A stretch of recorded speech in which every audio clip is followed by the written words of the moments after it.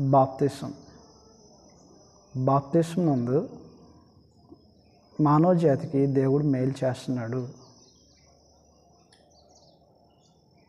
బాప్తిసము క్రీస్తు యేసులోనికి బాప్తిసము మనుషులకు ఎన్నో ఆత్మ సంబంధమైనటువంటి దీవెనలు సమకూరుస్తుంది.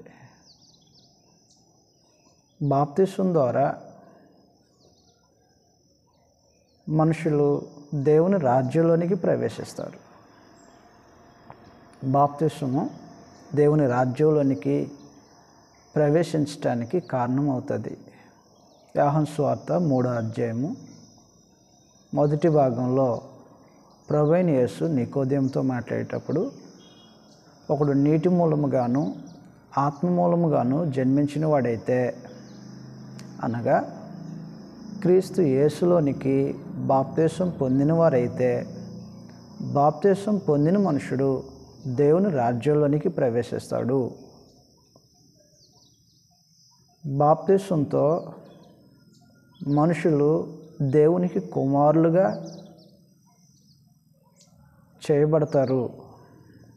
దేవుడు కుమారులుగా మనుషులను స్వీకరిస్తాడు బాప్తిసంలో. ఎఫెసీయులకు రాసిన పత్రిక 1వ అధ్యాయము 3వ వచనం నుంచి 10వ వచనం వరకు మనం చదవగలిగినప్పుడు, క్రీస్తు యేసు ద్వారా మనలను కుమారులుగా స్వీకరించడానికి దేవుని దయాపూర్వకమైనటువంటి సంకల్పం చొప్పున జరుగుతుంది. అనగా మనుషులు విశ్వసించి క్రీస్తులోనికి బాప్తిసం పొందితే, ఆ బాప్తిసము నరులను దేవునికి కుమారులుగా చేస్తుంది. బాప్తిసము దేవుని యొక్క ఉగ్రత నుంచి తప్పించి రక్షిస్తుంది. పాప మానవాళిని, దేవుని యొక్క ఉగ్రత కిందకు ఉన్నటువంటి మనుషులను దేవుని యొక్క కోపం నుంచి తప్పించి రక్షిస్తుంది. మార్కు సువార్త 16వ అధ్యాయము 15, 16 వచనాల్లో, మీరు సర్వలోకమునకు వెళ్ళి సర్వ సృష్టికి సువార్తను ప్రకటించుడి. నమ్మి బాప్తిసం పొందినవాడు రక్షించబడును. అందువలన బాప్తిసము దేవుని రాజ్యంలోనికి ప్రవేశించటానికి, బాప్తిసము దేవునికి కుమారులుగా స్వీకరించబడటానికి, బాప్తిసము దేవుని యొక్క ఉగ్రత నుంచి తప్పించి రక్షించటానికి, మరియు బాప్తిసము మన పౌరస్థితిని పరలోకంలో కలిగేలాగా చేస్తుంది. పరలోకపు పౌరస్థితిని బాప్తిసం ద్వారా పొందుకుంటాం. బాప్తిసము పాప మానవుడిని పవిత్రునిగా, పరిశుద్ధునిగా తీర్చుతుంది. క్రీస్తు ప్రభు యొక్క రక్తముగా ఎంచబడినటువంటి ఈ కార్యక్రమంలో మనుషులు బాప్తిసం పొందినప్పుడు, నీటి మూలముగా ఆత్మ మూలముగా బాప్తిసం పొందినప్పుడు, పాపమానవుడు కడగబడి పరిశుద్ధుడిగా తీర్చబడతాడు, నీతిమంతునిగా తీర్చబడతాడు. అందువలన బాప్తిసము మానవ జాతికి ఎన్నెన్నో ప్రయోజనాలు చేకూరుస్తుంది. బాప్తిసం నందు దేవుని రాజ్యంలోనికి ప్రవేశిస్తున్నాం. బాప్తిసం నందు దేవునికి కుమారులుగా చేయబడుతున్నాం. బాప్తిసం నందు దేవుని ఉగ్రత నుంచి తప్పించబడి రక్షించబడుతున్నాం. బాప్తిసం నందు మన పౌరస్థితిని పరలోకంలో కలిగి ఉంటున్నాం. బాప్తిసం నందు పాప మానవుడు పరిశుద్ధుడిగా తీర్చబడుతున్నాడు. కాబట్టి ఎన్నో ఆత్మ సంబంధమైనటువంటి ప్రయోజనాలు, మేలులు దేవుడు బాప్తిసం అనేటువంటి కార్యక్రమంలో దాచించాడు. అయితే ఇవి అన్నీ మనకు సొంతం అవ్వాలంటే అనేకమైనటువంటి సంగతులు గ్రంథంలో బాప్తిసం ద్వారా మేలు పొందేటువంటి సంగతులు ఎన్నో ఉన్నాయి. ఇవి అన్నీ కూడా మనకి ఆపాదించబడాలంటే, అవి మనకి చెందాలంటే మన బాప్తిసము సరైన మార్గంలో ఏర్పాటు చేసుకున్నదై ఉండాలి, లేదా సరైన మార్గంలో బాప్తీసం పొందినదై ఉండాలి. సరైన రూపంలో అనగా దేవుని యొక్క ఏర్పాటుని అనుసరించి బాప్తీసము ఎలాగను పొందాలో తెలియచేశాడు. బాప్తీసము పొందినటువంటి రూపాలు, ఛాయలు మనకు గ్రంథంలో కనిపించేటువంటి వాటిలో ఆలోచన చేయగలిగితే, ఒకటి ప్రభువైన యేసు బాప్తీసము పొందినటువంటి విధానము, బాప్తీసం పొందటానికి ఏమేమి జరిగేదో, బాప్తీసము తీసుకొనటానికి ఇచ్చే మనుషుడు, తీసుకునే మనుషుడు వారు ఏ స్థలము దగ్గర ఉన్నారో గ్రంథంలో మనకి రికార్డ్స్ ఉన్నాయి, ప్రూఫ్స్ ఉన్నాయి. మనం చదవబోతాం. మత్తయి సువార్త 3వ అధ్యాయము 17వ వచనం నుంచి మనం చదివినప్పుడు, ప్రభువైన యేసు యొర్దాను నది ప్రాంతానికి యోహాను చేత బాప్తీసం పొందటానికి వెళ్తారు. మొదటిగా యోహాను నివారింప చూస్తాడు, అడ్డగించిపోతాడు. బాప్తీసం పొందాలనే ఆలోచనతో ప్రభువైన యేసు వెళ్ళినప్పుడు బాప్తీసము వారు ఇరువురు యొర్దాను నదిలోనికి దిగినట్టుగా, యొర్దాను నదిలో నుంచి ప్రభువైన యేసు బాప్తీసం పొంది ఒడ్డునకు వస్తున్నట్టుగా మనం చదువుతున్నాం. అంటే బాప్తీసం పొందే మనుషుడు మొట్టమొదటిగా నీటిలోనికి దిగవలసిన వాడై ఉంటాడు. నీటిలోనికి దిగవలసిన వారై ఉంటారు. ఇదే సంగతి ఒకడు క్రైస్తవుడు అవ్వటానికి పొందిన బాప్తీసంకు రుజువుగా ఈ రోజున మనము క్రైస్తవులుగా, దేవుని దృష్టికి క్రైస్తవులుగా ఎంచబడటానికి, దేవునితో క్రొత్త నిబంధనలోనికి మనము చేర్చబడటానికి, దేవునితో ఒక నిబంధన కలిగి ఉండటానికి, రాబోతున్నటువంటి లోకంలోనికి భూమి మీద మంచి పునాదులు వేసుకోవటానికి, అనగా ఒక మనుషుడు లోకం నుంచి వేరు చేయబడి దేవుని ప్రజగా బ్రతికే మనుషుడు బాప్తీసంతో తన జీవితాన్ని ప్రారంభిస్తాడు. ఆ బాప్తీసము ఎలాగని జరిగిందంటే, అపోస్తలుల కార్యాలు 8వ అధ్యాయము 26వ వచనం నుంచి ఆ సందర్భాన్ని మనం చదివినప్పుడు, నపుంసకుడు ఫిలిప్పు ఇద్దరు కలిసి వారు రథం మీద ప్రయాణం చేస్తున్నటువంటి మార్గంలో తనకు నీరు కనిపించినప్పుడు నపుంసకుడు ఫిలిప్పును అడుగుతాడు, ఇదిగో నీళ్లు, నాకు బాప్తీసం ఇవ్వటకు ఆటంకమేమి అని అడుగుతాడు. అందువలన ఫిలిప్పు ఏం చేస్తాడంటే, తాను నీటిలోనికి దిగి ఫిలిప్పు నీటిలోనికి దిగుతారు. ఇద్దరు కలిసి నీటిలోనికి దిగినట్టుగా మనం చదువుతాం. అపోస్తలుల కార్యాలు 8వ అధ్యాయంలో రాయబడినటువంటి సంగతులు ఇవి. అపోస్తలుల కార్యాలు 8వ అధ్యాయము 37వ వచనం నుంచి మనం చదువుతాం. ఫిలిప్పు, నీవు పూర్ణ హృదయంతో విశ్వసించిన ఎడల పొందవచ్చునని చెప్పాను. అతడు యేసుక్రీస్తు దేవుని కుమారుడని విశ్వసించుచున్నానని ఉత్తరం ఇచ్చాను. ఫిలిప్పు నపుంసకుడును ఇద్దరును నీళ్ళలోనికి దిగిరి.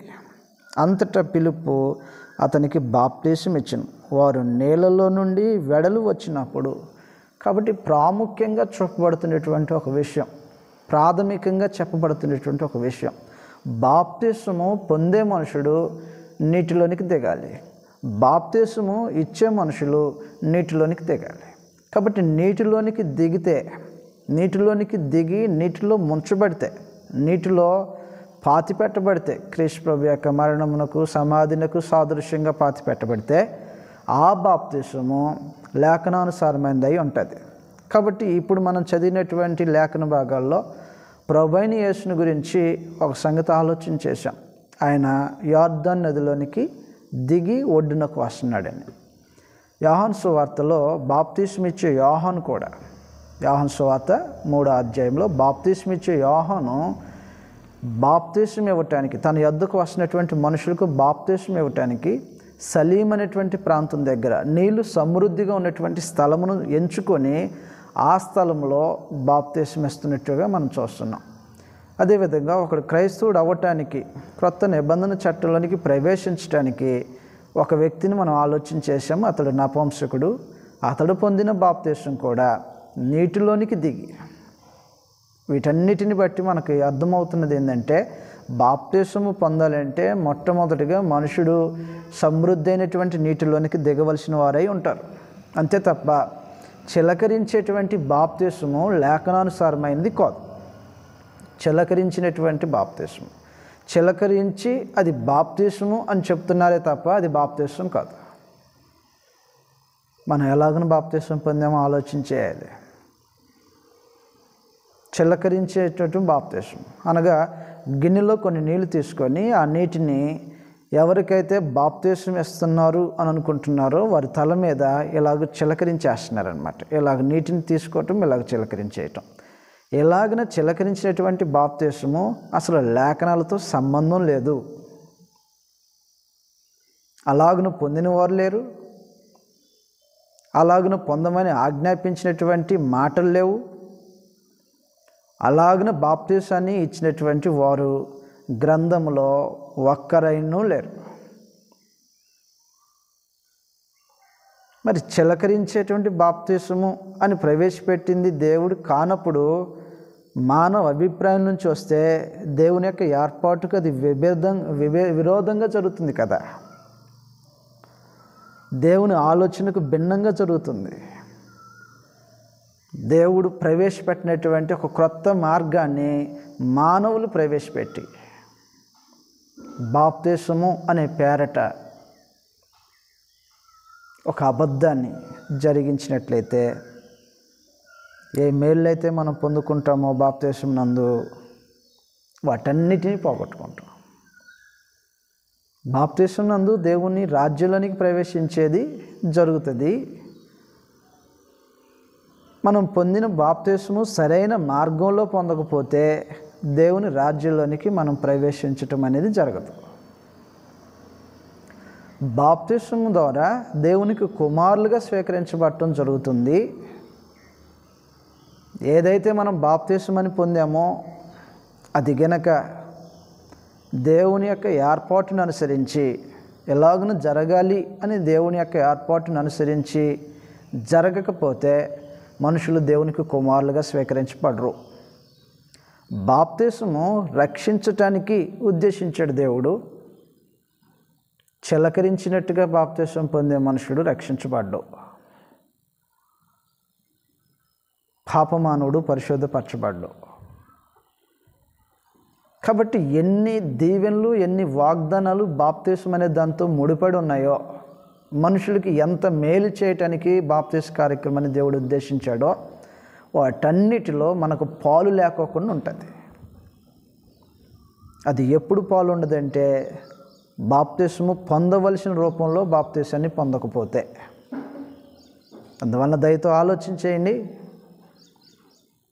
మనము పొందిన బాప్తిసము లేఖనాలను అనుసరించి ఉన్నదో లేదో చూడాలి. బాప్తిసం పొందటానికి మనుషులు నీటిలోనికి దిగాలి. అలాగనే దిగినటువంటి సందర్భాలు మనకు గ్రంథంలో చాలా కనిపిస్తున్నాయి. ఈ చిలకరించి ఇచ్చిన బాప్తిసము అది బాప్తిసం అవుతుందా? దాన్ని బాప్తిసం అని పిలవచ్చునా?